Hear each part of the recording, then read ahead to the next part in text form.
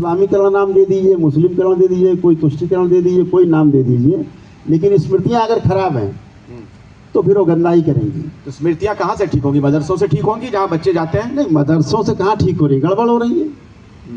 जब गड़बड़ पढ़ाई कराओगे, देश के विरुद्ध कोई आप हमें सिखाओगे, बताओगे, चर्चा करोगे उनसे, तो उनमें वही भावना जाएंगी, वही स्मृतियाँ जाएंगी। आप देश प्रेम की बात करोगे तो देश प्रेम की स्मृतियाँ आगे रहेंगी। वैसा आदमी जिएगा देश के साथ, देश के लिए जिएगा। तो बात स्मृतियों की है, जो उनको शिक्षा में दे दिया गया स्मृति के आधार पे वैसा बनते हैं, आगे बढ़ के जाते हैं। मदरसों से निकले, कहीं और फंस गए, कहीं आतंकवादी चक्कर फंस गए, आतंकवादी बन गए, क्योंकि उनमें पहले से स्मृतियाँ हैं आतंकवाद की। और जिनके अंदर देश प्रेम की स्मृतियाँ हैं, तो चाहे जितनी विपरीत परिस्थिति में रहे उसमें देश प्रेम ही रहेगा, वो स्मृतियों के आधार पर जिएगा।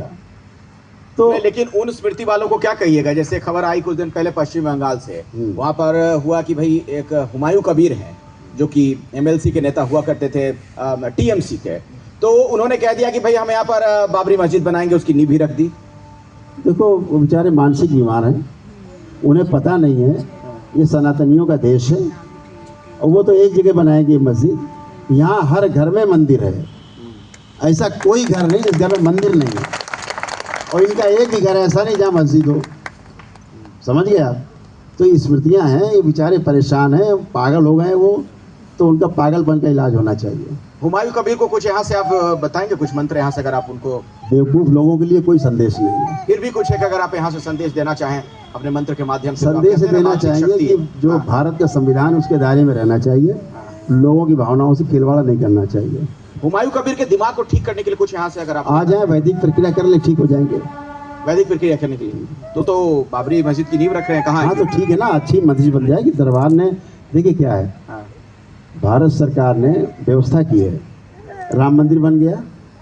कोलकाता में कुछ लोग कह रहे थे कि यहाँ भी राम मंदिर बनाएंगे। हाँ ठीक है ना, तो राम मंदिर कलकत्ता में क्या, हर घर में राम मंदिर है ना, वो वही तो मैं कह रहा हूँ, राम मंदिर हर घर में है। ये तो भूल जाते हैं वो, हर घर में नहीं होगा तो वहाँ बनेगा नहीं। अयोध्या में मंदिर नहीं बनता अगर हर घर में राम नहीं होते, हर एक हिंदू के हृदय में राम नहीं बसते, तो वहाँ राम मंदिर नहीं बनता।